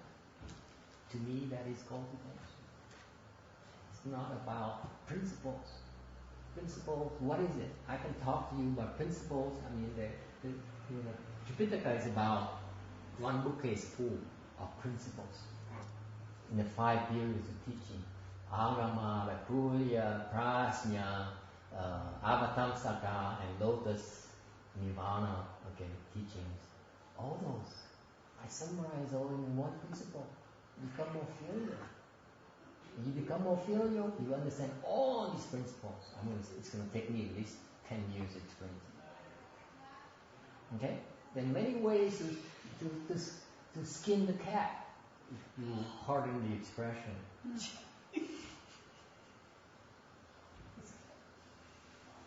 Okay? There are many ways to approach it, to slice it. But the point is that, the bottom line is that, follow what the patriarchs, oh, you understand English, by the way, or is it you need a Vietnamese translation? Because kinhđịa, oh,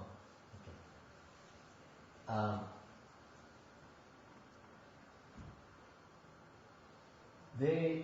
They invested so much time in teaching and transmitting the Dharma door of time so that we can use it to deeply penetrate the principles and unfold our wisdom quicker.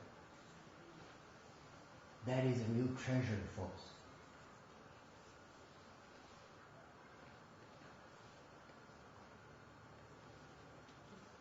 Okay. And again, the samadhi, the development of concentration power is from doing, not from talking. Just like this morning I explained to you, after a few years with me, a few months with me, and you wonder, say, gee, I don't know what I learned from this guy. I waste time, I spend money on the gas and mileage, put mileage in my car and come and practice, and after a while, I don't know what I learned. You don't have to know. You develop the concentration power in yourself already. That's what you got.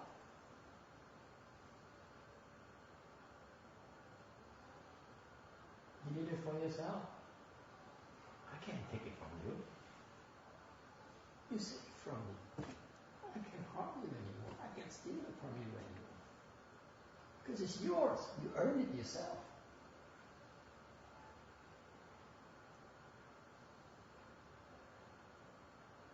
It's even better than the money in the bank. Banks go, they go belly up, and they wait for the federal to bail them out. Now you have it. Now, in every single waking moment of your life, you have it already.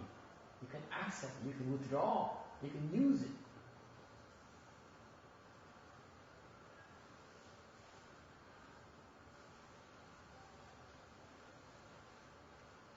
But you don't want to work for it.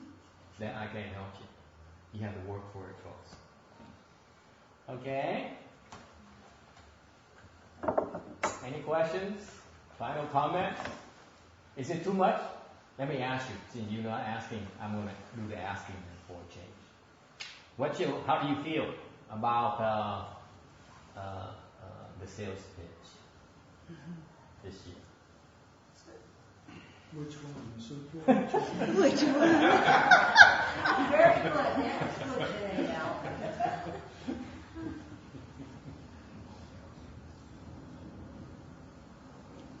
Sutra or morning, whatever you want to talk about.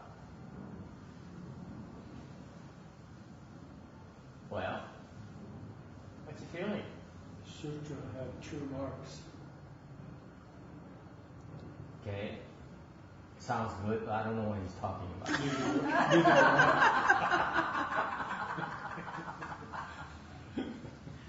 Don't start, Al.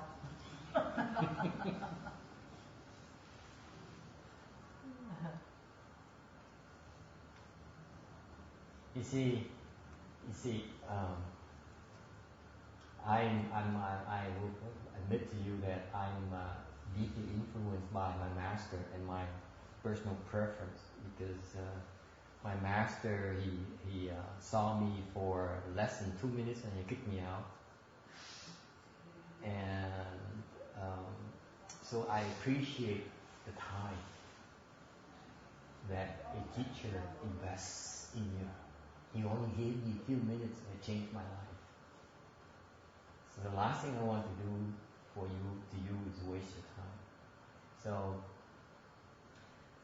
if I have one moment of your time, I try to make it worth your while so that you get something out of it you can use. Okay. The rest is up to you.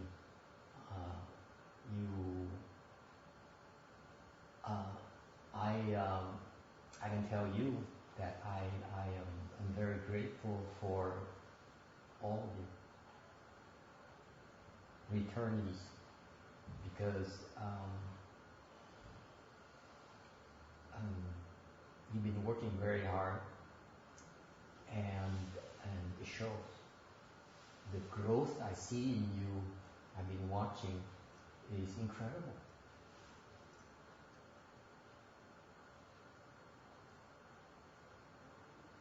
Because when I came back to this country in 2001, I went to Long Beach Monastery, and for the last time I went there several months ago, last year, I looked at the people there, and you know what I saw?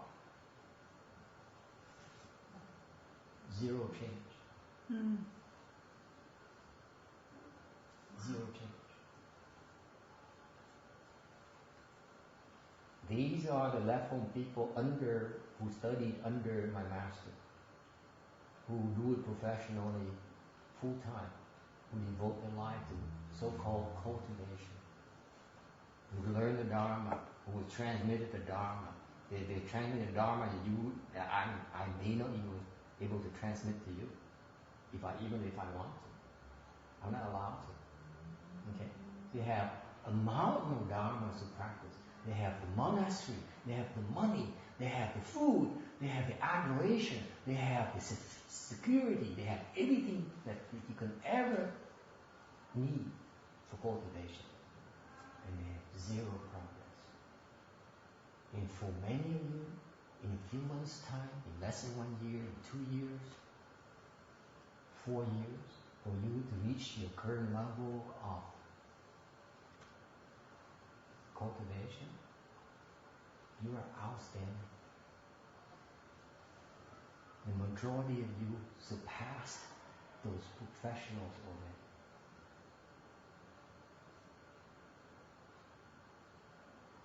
Surpassed even like the people who taught me when I first became a monk.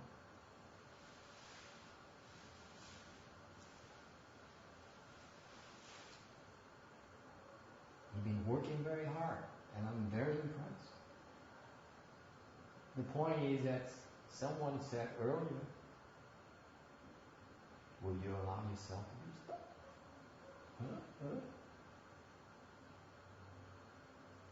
Okay, so in the future I explain more about the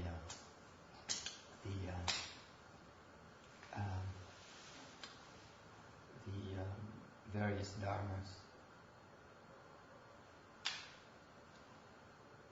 So any questions or comments about yes? I think Time is up. They have something. Yeah, I'm always running behind schedule, so nothing new about that. They usually have to pick me out at all the temples I go to. Okay, let's wrap it up and do the transfers. We're going to do it in that language? Which language? Let's see. Ladies' marriage. I see. Okay. Chinese? Okay, take your pick. Okay. English, Vietnamese, Chinese, or Cantonese? English. Huh? English. So this week we do English, next week we do Vietnamese, and the following week we do Chinese. And we rotate. Okay? So that I can claim to be impartial for all languages.